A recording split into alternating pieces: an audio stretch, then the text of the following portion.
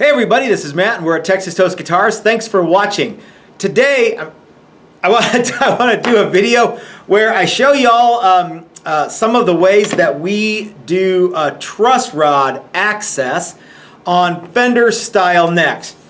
So in the beginning days of Fender, all truss rod access was done from the heel end.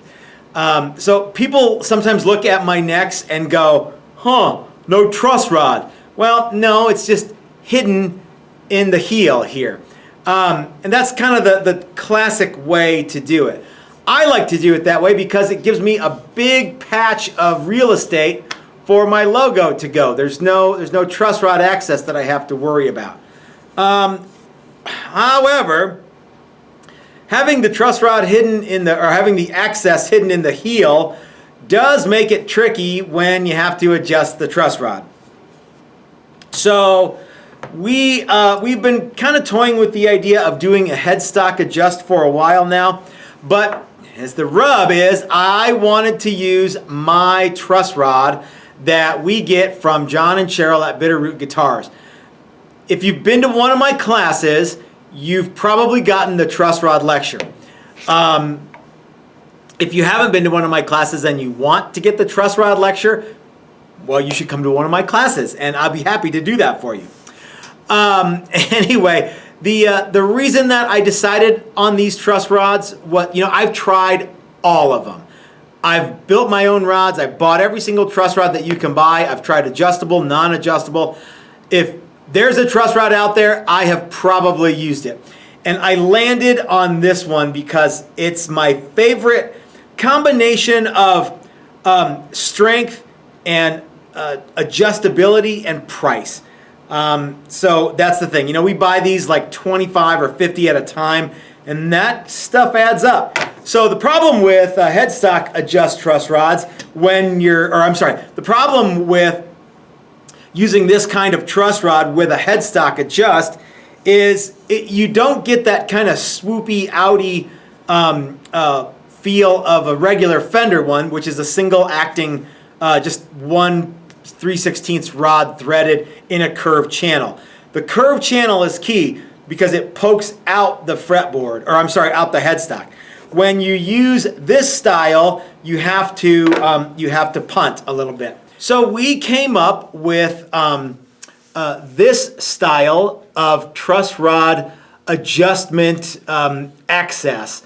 And it's very reminiscent of the Yamaha headstock adjust, like Pacificas. Remember those? For a while they had this. I think it looks a little bit better than the Reverend headstock adjust. I think that looks worse than dog shit. And this is a little better. I think one of my favorite things about this is it mimics our kickback or tilt back headstocks. It's got the exact same access. So it's, I don't know, it's not necessarily, unique to us, but I think it's cool. And anyway, so you can see in there, the truss rod is actually in there and the rod goes in this little opening here and you can adjust it that way. So, I thought I would do a video to show you guys how I do it because my friend Paul asked if I would. I don't know why he wants to see how I do it. He's a very accomplished guitar builder himself, but maybe he's looking for cool new ideas, or maybe he just wants to make fun of me on YouTube. Okay, so enough with the bullshit talk. Let's start making sawdust. Okay, you guys, the secret to putting this truss rod slot in is this truss rod slotting jig and this 1/4" pin on my new Grizzly pin router. Now, I'm going to show you how it works here. The slot is, and get it in the camera, the slot is in the bottom, the base of the jig, and the neck gets attached to said jig. And there's a line for the 0 fret or the end of the nut. There's a center line, and it's got these strap clamps on here, and everything gets clamped onto the jig. And then the jig rides on the pin on the bottom. So see, I can't make it go this way, but I can make it go this way. So it cuts the slot perfect every time. Here is the line that represents the 0 fret on this guitar, and it is going to be indexed on this line here. So we'll go ahead and put that on there and then line up our center line right here. I don't know if you can see that. Making sure everything is good, and then line it up on the bottom, and everything should be... I keep getting... You guys keep letting me know that you can't see what I'm doing because my arms are in the way. I'm a hands-on guy, I guess. Alright, so as you can see, the center lines match up. The 0 fret line matches up. And the center line back here matches up too. So, let's start cutting.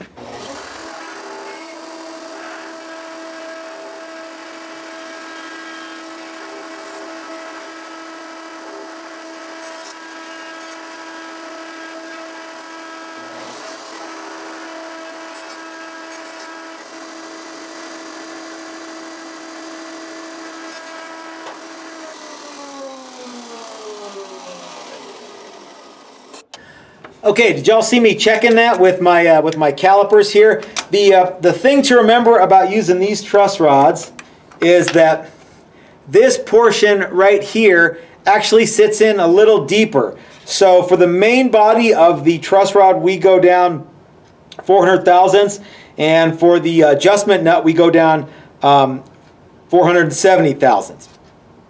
Now, what we have to do is put our adjustment slot in, and we will do that with the same template.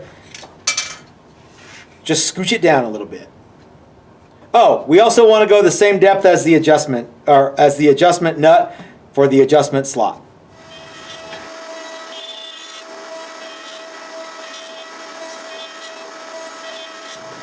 Alright, the last thing we got to do is drill a hole from our truss rod slot into our adjustment cavity, and I use this really long 1/4 inch drill bit, which is the same dimension as my truss rod slot, so it fits in there nice and snug.